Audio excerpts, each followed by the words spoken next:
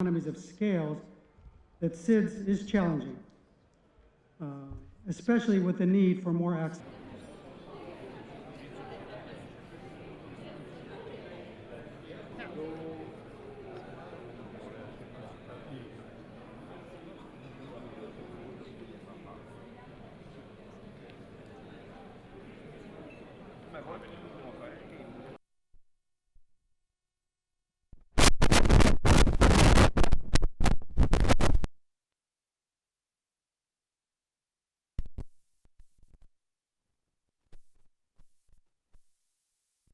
That rise around us in our islands arise from condemnation, from lack of faith.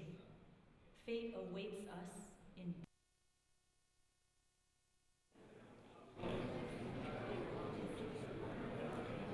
Proper support and financing required to reach this ambitious goal.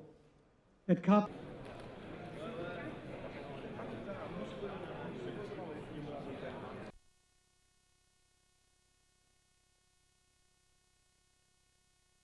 forefront of climate change, we also need to do our part at home. You know, we cannot ask whether all fossil fuels, not only coal, should be phased down or out. SIDS Ministerial in the lead up to the 15th Assembly. Space here today. Again, I reiterate that we will listen, working together, that SIDS for us are an absolute priority of a fund to provide financial assistance to countries impacted by the climate crisis. Agreement by 69% in the second round on nationally determined contribution. As the uptake of renewables in SIDS now reaching close to 7 gigawatts, COP28 facility on empowering lives and livelihoods. Renewables for... Thank you, Director General, for that. And the full cooperation of the international community.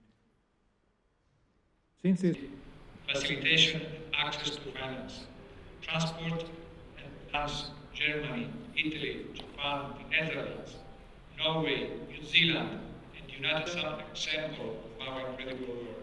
With 5 to support the achievement of SIDS, NDCs, as well as the Lighthouse Initiative target of 10 gigawatt process in assessing climate finance, related financial initiative, as well as. So lastly, I'd like to congratulate the United Arab Emirates as the host for, and that is the same spirit that must be maintained here. The whole of SIDS catches up all words. Only because investment. There is also another part of the Paris Agreement pledge. Fallen behind and did not reach its target by December 31st. The UN adaptation in the most vulnerable developing countries and how the money is channeled.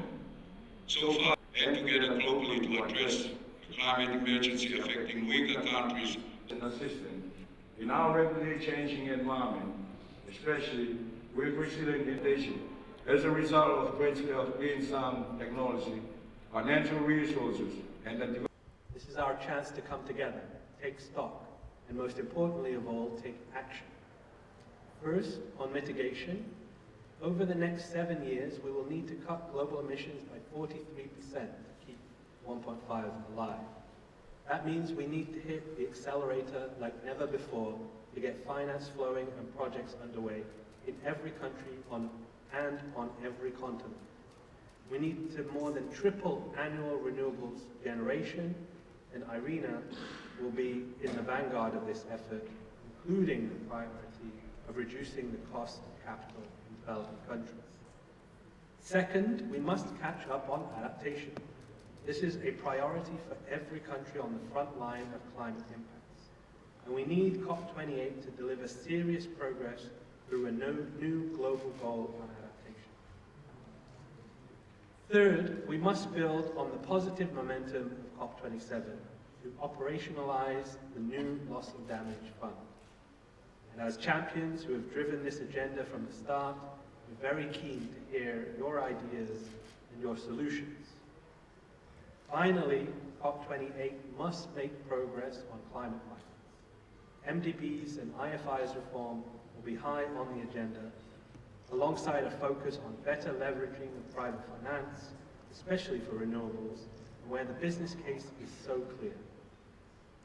We want this to be a key legacy of COP28, pave the way for a new collective finance goal next year. We are thankful for the assistance provided to Palau through IRENA's Lighthouses initiative to develop our energy roadmap for the 2022 to 2050. And we hope by 2025 we can reach 45% on our roll to reach 100% by 2032. But I've been told that piecemealing it may not be the best alternative. We should just go ahead and go for the full 80% at one shot, because that way we can achieve the lowest cost for our people.